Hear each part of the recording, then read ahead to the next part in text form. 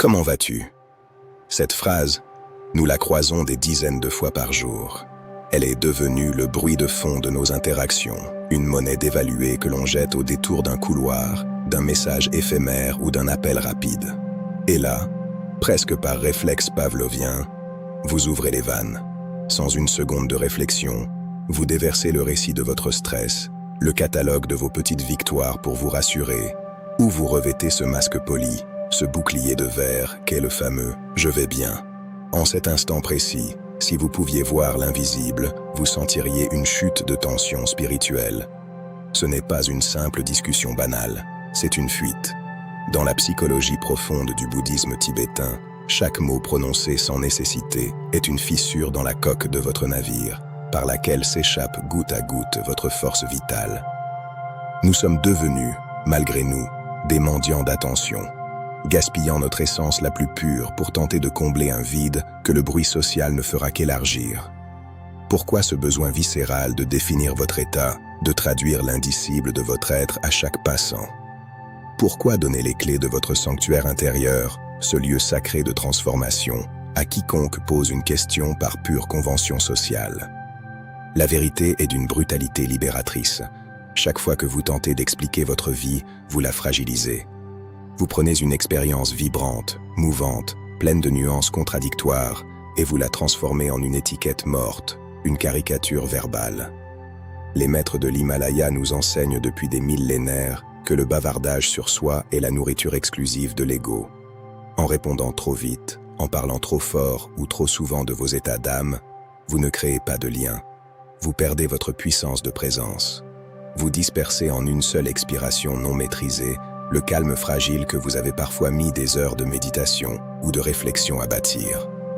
Le silence, ici, n'est pas le vide ou l'absence de réponse. C'est une présence si dense, si pleine d'elle-même, qu'elle n'éprouve plus le besoin de se justifier, de se vendre ou de s'excuser d'exister. C'est le retrait des forces vers le centre, là où la parole n'est plus un outil de marketing personnel, mais un acte sacré de vérité. Regardez-vous dans le miroir de cet instant. Que fuyez-vous réellement lorsque vous vous sentez obligé de meubler le silence par des justifications incessantes sur votre propre existence? Quelle part de votre âme se sent trahie, abandonnée, chaque fois que vous transformez votre tempête intérieure, votre chaos créateur ou votre mélancolie sacrée en une simple anecdote mondaine pour divertir autrui? Et si ce besoin compulsif de dire « je vais bien » ou « je suis épuisé » n'était que le symptôme alarmant que vous avez perdu le contact avec votre propre axe?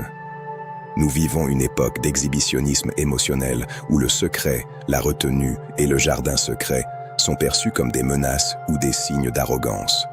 Pourtant, le secret est le terreau indispensable de la transformation alchimique de l'esprit. En fermant votre bouche, vous créez une pression interne bénéfique qui force l'énergie à redescendre vers votre cœur, là où elle peut réellement infuser et guérir. Ce n'est pas une invitation à être froid ou impoli, mais un appel solennel à la souveraineté. C'est le rappel qu'une jarre pleine ne fait aucun bruit lorsqu'on la déplace. Seule la jarre à moitié vide résonne contre les parois et fait du vacarme. Apprendre à se taire quand le monde vous somme de vous exposer, c'est commencer à reprendre, avec une dignité tranquille, le sceptre de votre propre esprit. Dans la science interne du bouddhisme tibétain, on ne considère pas la parole comme un simple échange d'informations, mais comme une manipulation directe du lung. Ce vent subtil est le souffle vital, le coursier invisible qui transporte votre conscience à travers les canaux de votre corps. Pour les maîtres de l'Himalaya, la parole est la soupape de sécurité de votre force intérieure. Chaque mot prononcé sans une intention sacrée est une perte sèche de ce fluide précieux. Lorsque quelqu'un vous lance un « comment vas-tu » et que vous répondez par pur automatisme, vous ne faites pas que parler. Vous créez une fuite de pression dans votre système énergétique. Vous projetez votre intériorité vers l'extérieur, là où elle est immédiatement dispersée et diluée par les vents de l'opinion et de la distraction mondaine. Le silence, pour le pratiquant, n'est pas un manque ou une absence, c'est une accumulation de puissance. C'est l'acte de sceller les portes de la forteresse pour empêcher le feu de l'esprit de s'éteindre sous les courants d'air de la futilité. L'ego, ce petit tyran qui vit de la reconnaissance, déteste viscéralement ce silence. Il a un besoin maladif que le monde valide sa souffrance, applaudisse ses succès ou compatisse à ses fatigues pour se sentir exister. Mais la psychologie du Bouddha nous enseigne un paradoxe cinglant. Plus vous parlez d'un sentiment, moins vous le vivez en profondeur. En nommant votre douleur à voix haute, en la racontant à qui veut l'entendre, vous la cristallisez. Vous lui donnez une forme solide, figée, une identité qui finit par vous emprisonner dans votre propre récit. À l'inverse, en gardant le silence sur ce qui vous traverse, vous permettez à l'émotion de conserver sa nature fluide, de n'être qu'une vibration passagère dans le ciel immense de votre conscience. C'est la mise en pratique de l'impermanence. Ne pas figer le mouvement sacré de la vie par le verbe. Le silence est le creuset de l'alchimiste. C'est là, et seulement là, que le plomb de vos émotions lourdes peut être transmuté en l'or de la clarté, à condition de ne pas lever le couvercle prématurément par le bavardage inutile. Considérez désormais votre parole comme une monnaie sacrée, une ressource finie et précieuse. Si vous la gaspillez pour chaque petite question sans importance, que vous restera-t-il pour les instants de véritable éveil ou pour les mots qui guérissent vraiment? La véritable liberté n'est pas de pouvoir dire tout ce que l'on pense, mais de ne plus avoir besoin de fuir ce que l'on ressent par le biais de la discussion sociale. En vous taisant, vous obligez votre esprit à faire face à la sensation brute, sans le filtre anesthésiant des mots. C'est une ascèse de l'âme, une épreuve de force où vous apprenez à contenir votre propre tempête intérieure. Celui qui sait rester silencieux face à l'inquisition sociale développe un magnétisme de stabilité. Son énergie ne fuit plus, elle se densifie, elle rayonne sans faire de bruit.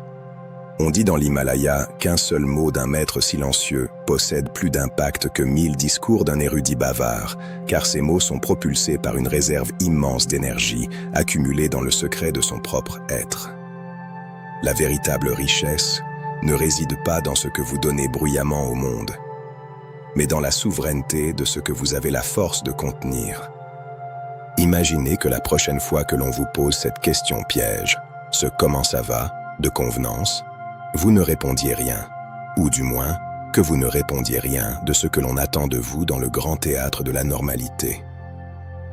Imaginez que vous offriez, à la place des mots automatiques, un sourire pleinement conscient, un regard d'une profondeur abyssale, ou un simple silence paisible, ancré dans le sol. Que se passe-t-il à cet instant? L'autre se sent déstabilisé, car vous venez de briser le script social millénaire. Mais vous, dans cet acte de rébellion silencieuse, vous venez de gagner une bataille décisive contre l'illusion. Vous avez refusé de nourrir le cirque des apparences et de sacrifier votre vérité sur l'autel de la politesse vide. En psychologie tibétaine, on appelle cela « couper l'attachement à l'ego ». Vous ne cherchez plus à être compris, validé ou plein. Vous cherchez simplement à être là. Et cette présence brute, non filtrée par le verbe, est infiniment plus curative pour l'autre que n'importe quelle explication détaillée sur votre état de santé ou vos soucis financiers. Le monde moderne exige que vous soyez prévisible, étiquetable, classable. Il veut que vous partagiez votre stress et vos angoisses pour se rassurer sur les siennes, créant une sorte de troc énergétique médiocre. En refusant cet échange, vous devenez un pilier de lumière immobile dans un océan d'agitation. Ne vous y trompez pas. Se taire n'est pas se cacher derrière un mur. C'est se révéler dans sa forme la plus pure, celle qui n'a plus besoin du vêtement des mots pour exister avec dignité. Lorsque vous cessez de vous plaindre, votre cerveau interrompt instantanément la sécrétion du poison de la victimisation. Lorsque vous cessez de vous vanter ou de vous justifier, votre esprit arrête de courir après le vent de la reconnaissance extérieure. Vous commencez alors à ressentir une solidité granitique que rien ne peut ébranler. C'est l'essence même du guerrier spirituel. Celui qui n'a plus besoin d'armes extérieures parce qu'il possède la maîtrise souveraine de son propre esprit. Celui qui domine son esprit est plus grand que celui qui conquiert 1000 armées. La conquête de soi commence invariablement par la maîtrise de la langue, ce muscle qui peut incendier des forêts de paix intérieure. Chaque fois que vous retenez une parole inutile, vous construisez un muscle spirituel d'une puissance insoupçonnée. Vous apprenez à observer l'impulsion de parler, cette petite démangeaison de l'ego qui veut absolument se faire voir ou se rassurer, et vous la laissez passer comme un nuage sans importance dans un ciel vaste. C'est une méditation en plein champ de bataille sociale. Le silence est un miroir où l'on ne peut pas tricher. Il renvoie à chacun sa propre vacuité. En ne répondant pas, vous forcez l'autre et vous-même à voir ce qui subsiste réellement quand le bruit des masques s'arrête. Il ne reste que la conscience nue, calme et imperturbable. C'est là que se trouve la véritable richesse, celle que les moines tibétains protègent avec une discipline sacrée derrière les murs de leur monastère et les replis profonds de leur silence. La prochaine fois que l'on vous demandera comment vous allez, ne vous précipitez pas. Faites une pause. Laissez le monde s'arrêter un instant. Respirez. Ne cherchez pas une réponse dans les couloirs de votre mental, mais descendez doucement vers ce lieu de calme absolu qui réside au fond de votre poitrine. Vous n'êtes pas obligé de tout dire, de tout livrer ou de tout justifier, car la vérité de ce que vous êtes à cet instant précis ne peut être enfermée dans l'étroitesse des phrases. Vous êtes un océan de sensations, un entrelac de mémoire et de lumière, et tentez de réduire cette immensité à un simple « je vais bien » est presque une insulte à la magnifique complexité de votre être. Apprenez à reconnaître l'immensité qui vous habite. Ne soyez pas ce soldat épuisé qui tente de conquérir ses émotions par la force de la logique ou de les étouffer par la volonté. Soyez plutôt l'espace infini, ce ciel imperturbable qui accueille les nuages du ressenti sans jamais être altéré par leur passage. C'est dans ce silence que vous redevenez entier. La véritable liberté, celle que personne ne peut vous retirer, c'est de ne plus avoir besoin de l'approbation d'autrui pour vous sentir complet. C'est l'éveil à la compréhension que votre valeur ne dépend pas de la qualité de votre histoire personnelle, de vos succès ou de vos blessures, mais de la profondeur et de la qualité de votre silence. En cessant de fuir ce que vous ressentez par le biais du bavardage social, vous découvrez un secret enfoui. Chaque émotion, même la plus sombre ou la plus douloureuse, porte en son cœur une étincelle de sagesse pure. Mais cette étincelle est fragile. Elle ne peut briller et vous éclairer que si vous lui offrez l'espace souverain du silence pour s'enflammer. Trop souvent, nos mots sont comme de l'eau jetée sur ce feu sacré, éteignant la clarté avant qu'elle ne puisse nous transformer. Apprenez à protéger votre flamme intérieure.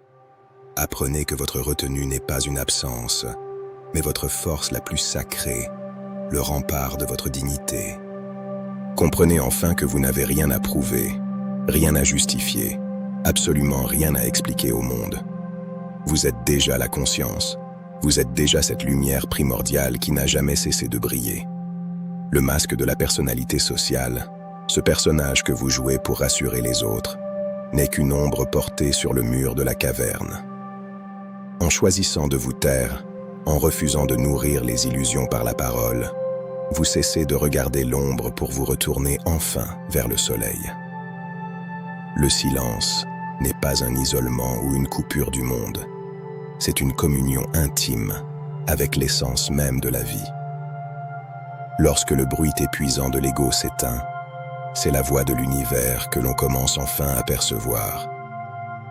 Restez là, dans cette présence pure et sans attente, où les mots deviennent superflus, où chaque souffle devient une prière silencieuse, et où la vie elle-même se transforme en une méditation continue.